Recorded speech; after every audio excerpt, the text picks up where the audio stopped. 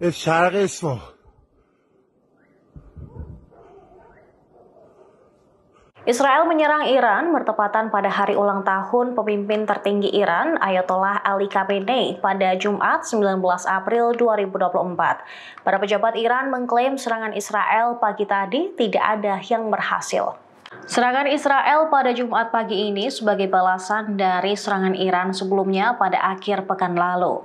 Tepat pada 19 April 2024, Ayatollah Ali Khamenei berulang tahun yang ke-85. Para pejabat mengatakan pertahanan udara Iran berhasil mencegat serangan udara IDF. Sistem pertahanan udara Iran diaktifkan di beberapa wilayah sebagai tindakan pencegahan terhadap potensi ancaman udara. IRNA melaporkan sejauh ini tidak ada serangan atau ledakan skala besar yang disebabkan oleh Israel di wilayah Iran. Pemeriksaan intensif di Isfahan, sebuah provinsi penting yang memiliki fasilitas nuklir yang signifikan, menunjukkan semua instalasi militer dan keamanan yang sensitif tetap aman dan tidak ada laporan insiden. 3 drone berhasil ditembak jatuh oleh pertahanan udara Iran. IRNA mengatakan belum ada aktivasi sistem pertahanan rudal hingga saat ini.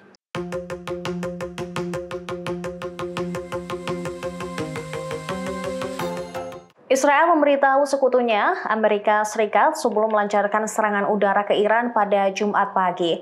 Para pejabat AS mengonfirmasi bahwa Israel telah melakukan operasi militer terhadap Iran.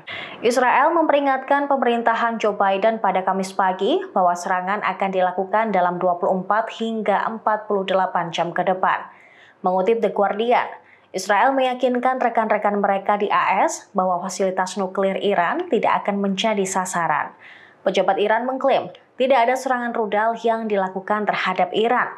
Sistem pertahanan udara di beberapa kota di Iran pun diaktifkan setelah stasiun penyiaran resmi negara tersebut mengatakan ledakan terdengar di dekat kota Isfahan. Isfahan adalah wilayah bagi situs-situs yang terkait dengan program nuklir Iran, termasuk situs pengayaan bawah tanah Natanz. Media pemerintah Iran hanya mengonfirmasi bahwa pertahanan udara menembaki drone di provinsi Isfahan dan menjatuhkannya. Ada juga laporan Iran mengenai pertahanan udara yang bekerja di sekitar Tabriz.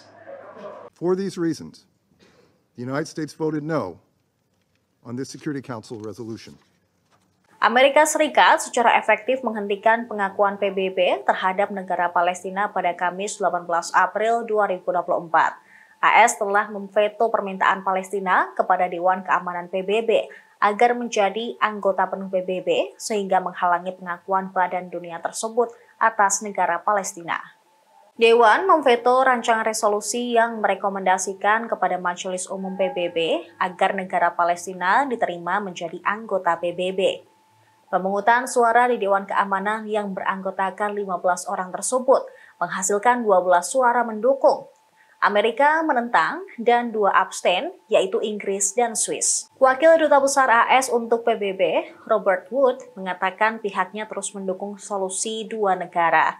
Ia mengatakan pemungutan suara ini tidak mencerminkan penolakan terhadap negara Palestina, namun merupakan pengakuan bahwa hal itu hanya akan terjadi melalui perundingan langsung antar pihak.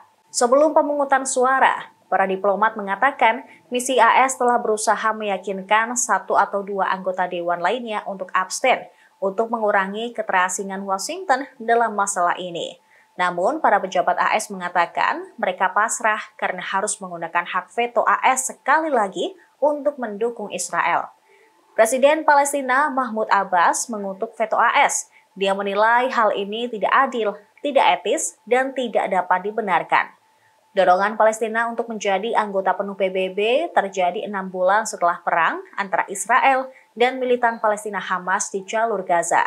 Dan ketika Israel memperluas permukiman di tepi barat yang diduduki yang dianggap ilegal oleh PBB. Thank you, Madam President. The United States has worked vigorously and with determination to support Palestinian statehood in the context of a comprehensive peace agreement that would permanently resolve the Israeli-Palestinian conflict. Since the attacks of October 7, President Biden has been clear that sustainable peace in the region can only be achieved through a two-state solution, with Israel's security guaranteed.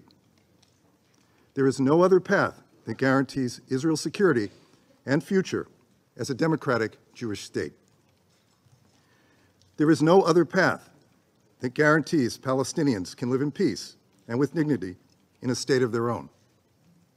And there is no other path that leads to regional integration between Israel and all its Arab neighbors, including Saudi Arabia. We also have long been clear that premature actions here in New York, even with the best intentions, will not achieve statehood for the Palestinian people. As members of the Security Council, we have a special responsibility to ensure that our actions further the cause of international peace and security and are consistent with the requirements of the UN Charter. As reflected in the report of the Admission Committee, there was not unanimity among committee members as to whether the applicant met the criteria for membership as set forth in Article 4 of the UN Charter. For example, there are unresolved questions as to whether the applicant meets the criteria to be considered a state.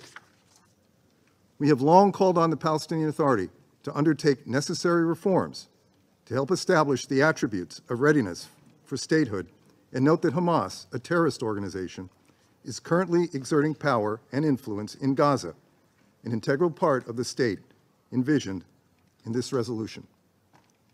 For these reasons, the United States voted no on this Security Council resolution. Download Tribun X sekarang, menghadirkan lokal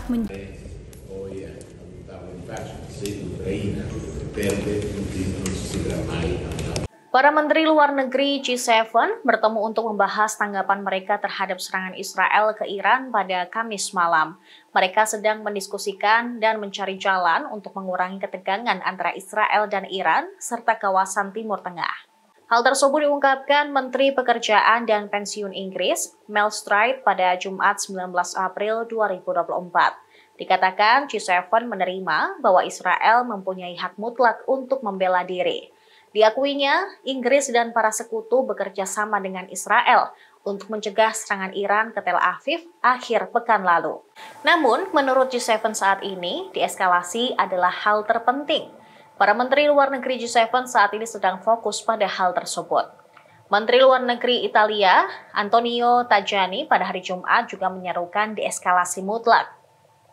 G7 yang mencakup Inggris, Amerika Serikat, Perancis, Jerman, Jepang, dan Kanada menginginkan deeskalasi mutlak di Timur Tengah. Para Menteri G7 termasuk Menteri Luar Negeri AS, Antony Blinken, telah berada di Capri, Italia sejak Rabu dan akan menyelesaikan pada jam makan siang hari Jumat ini. Sesi hari Jumat difokuskan pada meningkatnya ketegangan di Indo-Pasifik. Namun Tajani menegaskan situasi Iran juga akan dibahas oleh G7. Good morning. Good morning. I was with Kuleba, so. Yeah, that's okay. In general, right wing.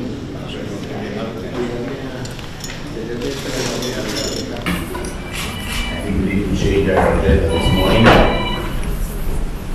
First of all, it's important to talk the situation in the Middle East, the time after this.